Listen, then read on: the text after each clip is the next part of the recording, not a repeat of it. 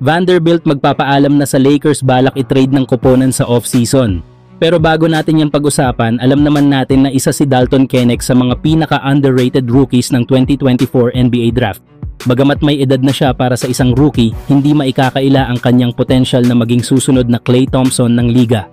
Mula sa kanyang husay sa catch and shoot, solid na depensa, at kakayahang bumasa ng laro, kitang-kita na may future ang batang ito. Nauna nang kumalat ang balita na plano sanang i-trade ng Los Angeles Lakers si Knecht sa Charlotte Hornets, kasama ni Cam Reddish at isang first-round pick at pick swap kapalit ni Mark Williams. Buti na lang at hindi natuloy ang trade dahil siguradong malaking pagkakamali ito para sa Lakers. Sa ngayon, hindi pa rin sigurado ang kanyang kinabukasan sa koponan, lalo na't papasok na ang off-season at may posibilidad na maisama siya muli sa trade package para makakuha ng big man.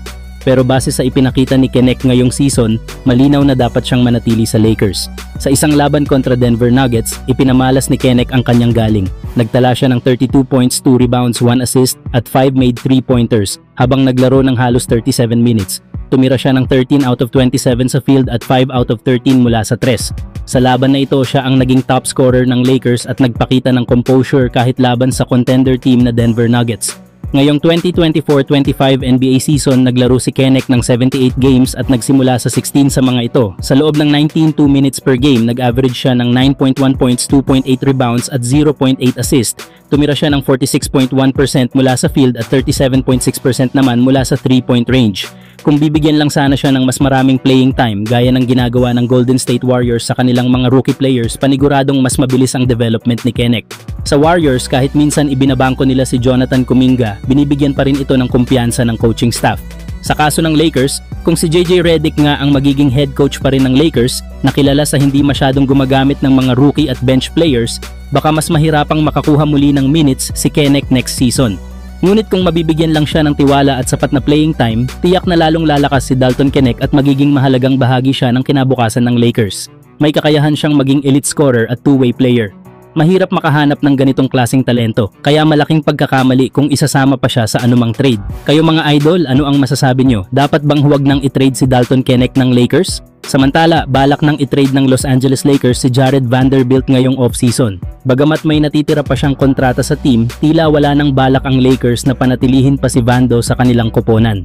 Alam naman nating lahat na si Vanderbilt ang isa sa pinakamahusay na defender ng Lakers.